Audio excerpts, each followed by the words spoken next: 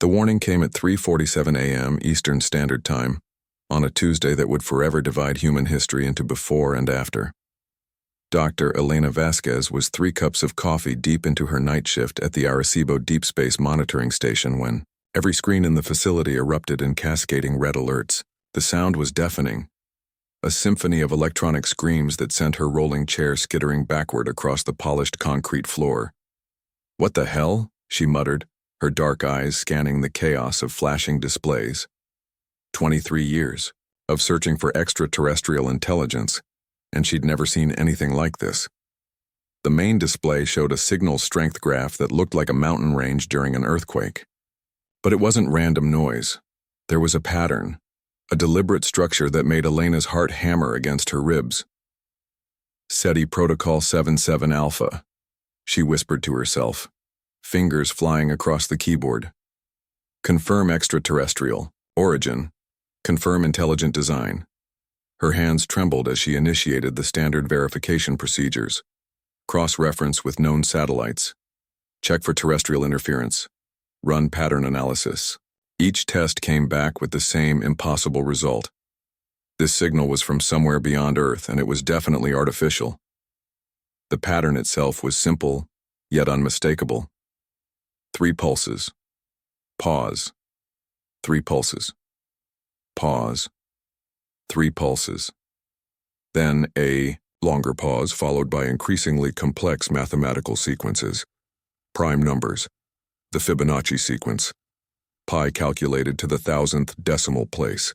"They're showing us they understand math," Elena breathed, her scientific skepticism crumbling with each passing second. "They know we'll recognize these patterns." She grabbed her phone with shaking fingers and dialed the emergency contact for Dr. James Chen, the facility director. The phone rang once before a groggy voice answered.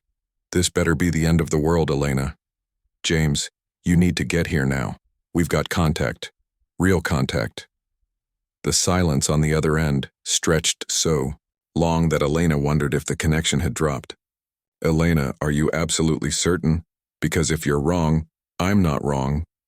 Her voice was steady now, filled with the quiet confidence that had earned her a doctorate from MIT and 20 years of respect in the scientific community.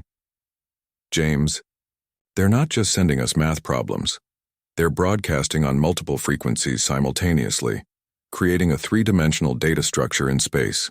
This is technology we can barely comprehend, and they're using it to say hello." Jesus Christ, how long has this been going on? Elena checked the timestamp on the first alert. 17 minutes. But James, there's something else. The signal isn't coming from deep space. The source is moving fast, and it's getting closer. Admiral Zektar of the Helian Empire studied the tactical display with the calculating patience of a predator. 379 ships hung in perfect formation in the void between Mars and Jupiter, their dark hulls absorbing the weak sunlight of this primitive system star. "Strategic analysis confirms initial assessment, Admiral," reported his aide, a nervous young officer whose scales still gleamed with the purple hue of inexperience. "Third planet shows signs of early industrial civilization, crude nuclear weapons, primitive space travel barely extending beyond their single moon." Zektar's 4 eyes blinked in sequence, a gesture that among his species indicated mild amusement. In his 6 centuries of service to the Empire, he had overseen the subjugation of 47 worlds. This would be the 48th, and by far the easiest. Population? Approximately 8 billion sentients, Admiral, divided into nearly 200 competing tribal units they call nations. No unified planetary government. No coherent defense strategy. Perfect. Zektar's translator rendered his satisfied hiss into the common tongue of the fleet. "And they've detected our approach?" The aide consulted his instruments. Long-range sensors indicate increased electromagnetic activity from their primary listening posts. "They know we're here, Admiral, but their response has been unusual." "Explain." "Rather than defensive preparations or attempts at communication, they've sent a single transmission. Text only. Extremely brief." Zektar leaned forward in his command throne, genuine curiosity flickering in his ancient eyes. In 4 decades of conquest, only 3 species had attempted first contact with the Imperial fleet. 2 had begged for mercy in elaborate, flowery language. 1 had tried to negotiate a surrender with promises of tribute and servitude. Display the message. The main screen shimmered, and simple white text appeared against a black background. Turn around. Leave now. This is your only warning. The bridge fell silent except for the soft hum of life support systems. Zektar stared at the message for a full minute, his mind processing the implications. No attempt at diplomatic language. No recognition of the Empire's obvious technological superiority. No fear, Admiral? The aide ventured carefully. Your orders? Zektar's mandibles clicked together, the Helian equivalent of laughter. Such arrogance from a species that has never traveled beyond their own moon. Are they perhaps unaware that we command nearly 400 vessels? That each of our dreadnoughts could reduce their largest cities to ash with a single volley? Scans indicate their largest military installations are defended by primitive missile systems and chemical explosive weapons, Admiral. Their orbital infrastructure consists of a few hundred small satellites and 2 aging space stations. And yet they presume to warn us. Zektar rose from his throne, his imposing 7-foot frame casting long shadows across the bridge. How refreshing. Most species grovel or attempt negotiation. These humans simply tell us to leave. He turned to face his tactical officer, a scarred veteran whose missing left arm testified to service in the Rigel campaigns. Commander Vex, prepare a demonstration. Select their largest population center, the one with the most primitive defensive systems. We'll show them what happens to species that issue warnings to the Empire. Target identified, Admiral. The city they call New York. Population 8.4 million. Minimal air defense systems. Perfect. Charge the particle cannons. But Commander... Zektar's voice carried a note of warning. I want surgical precision. Destroy their largest structures, their centers of government and commerce. Leave the residential areas intact. These humans may prove amusing as slaves, and corpses generate no profit. As the weapons systems hummed to life across the fleet, Zektar found himself oddly disappointed. The warning had sparked a brief moment of hope that these humans might prove different, more challenging than the usual conquest. But they appeared to be just another primitive species, all bluster and no substance. He had no way of knowing that 300 million miles away, in a nondescript building in Colorado, a man named General Marcus Webb was staring at the same tactical display and smiling. The Cheyenne Mountain Complex had been officially decommissioned as NORAD headquarters in 2008, which made it the perfect location for humanity's most classified military installation. 2,000 feet beneath solid granite, the real defenders of Earth had been watching the stars for 37 years. General Marcus Webb stood before a holographic display that showed the Helian fleet in perfect detail, their weapons charging for an attack on New York. Around him, dozens of technicians monitored screens displaying data that would have seemed like magic to most of Earth's population. Confirmation on alien intentions, General, reported Colonel Sarah Martinez, her voice steady despite the magnitude of what they were facing. Fleet-wide weapons charging. Target appears to be Manhattan. Webb nodded grimly.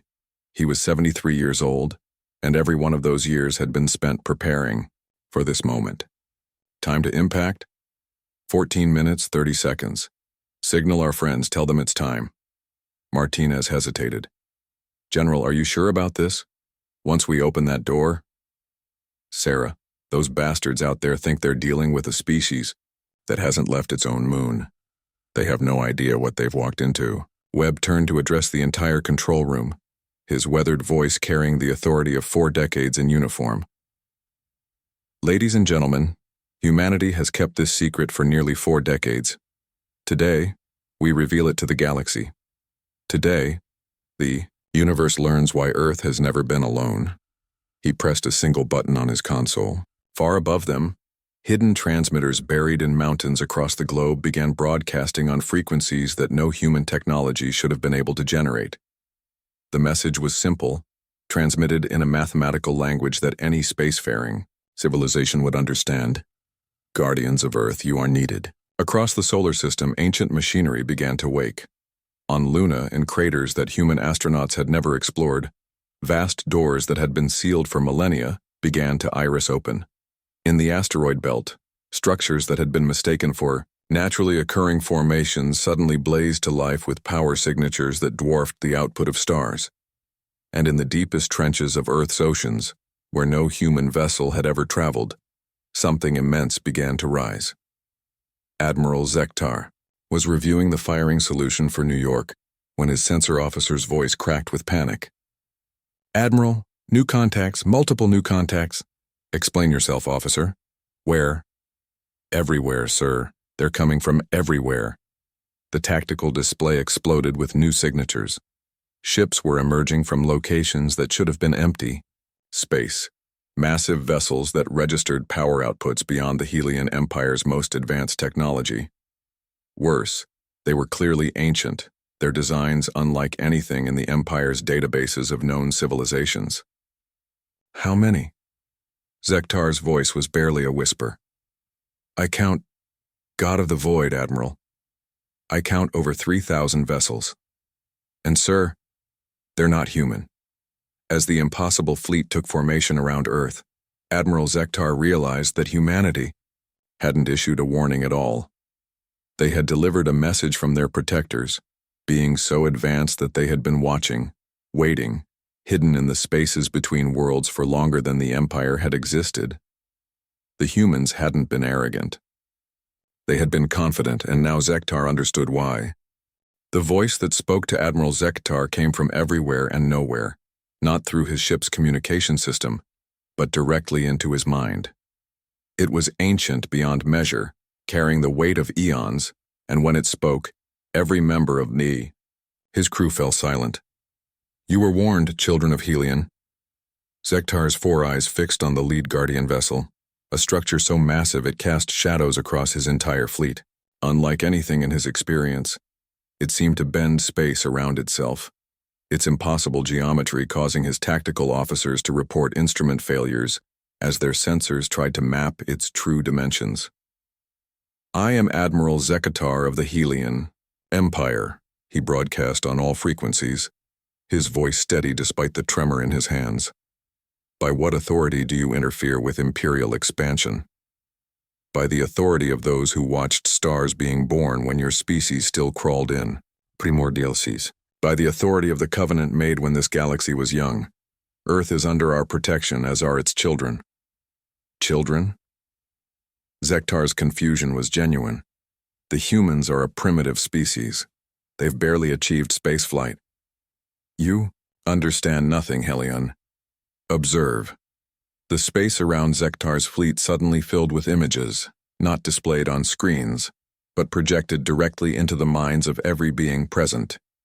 They saw Earth as it truly was, a world seated and guided by beings of immense power, its inhabitants the inheritors of genetic gifts that would one day reshape the galaxy. They saw human scientists whose minds could grasp concepts that would take Helian scholars centuries to understand. They witnessed human artists creating beauty that could move species to tears across linguistic and cultural barriers that should have been impossible to bridge. They observed human warriors whose tactical brilliance had been secretly influencing galactic military doctrine for decades. But most shocking of all, they saw the truth about humanity's space program. The primitive rockets and aging space stations were theater, a carefully maintained illusion. Humanity's real space fleet operated from hidden bases, their technology a hybrid of human ingenuity and guardian wisdom that surpassed anything the Empire possessed. The humans call themselves young because they measure age in centuries, not millennia. The Guardian voice continued. But their potential is unlimited. In time, they will become the teachers of the galaxy, the healers of worlds, the bridge between species who have forgotten how to communicate with anything but violence. Zektar watched in growing horror as more images flooded his mind. Human diplomats secretly mediating conflicts between species across the galaxy. Human doctors developing cures for diseases that had plagued entire worlds. Human engineers designing technologies that would revolutionize interstellar travel. "This is impossible," he whispered. our intelligence networks would have detected such activities. Your intelligence networks see what we choose to let them see, Admiral. For 3,000 years, the Guardians have hidden humanity's true nature. While they grew and learned and prepared for their role in the greater galaxy, the lead Guardian ship moved closer, its presence causing space itself to ripple. The humans you would have enslaved have been protecting your own homeworld from threats you never knew existed. The medicines that saved your population from the Rigel plague were developed in human laboratories. The navigation algorithms that allow safe passage through the Vega Nebula were written by human mathematicians. Around the Helion fleet, the Guardian vessels began to move, not aggressively, but with the casual confidence of apex predators. Each ship was a masterwork of engineering that made the Empire's finest dreadnoughts look like children's toys. You came here expecting to conquer primitives, the voice said, and now it carried a note of something that might have been amusement. Instead, you have encountered the students of the galaxy's oldest civilization, and they have exceeded even our expectations. Colonel Martinez, still monitoring the situation from Cheyenne Mountain, watched as the impossible scene played out on her screens. General, we're receiving communications from the Guardian fleet. They're asking for permission to reveal themselves to Earth's population. General Webb considered this for a moment. For 40 years, the partnership between humanity and the Guardians had been Earth's most closely guarded secret. The technology sharing, the protection, the careful guidance that had accelerated human development by centuries, all of it hidden behind a facade of normal human achievement. Do it, he said finally. The secret was always going to come out eventually. Better it happen on our terms. Across the world, every television screen, every computer monitor, every smartphone suddenly displayed the same image.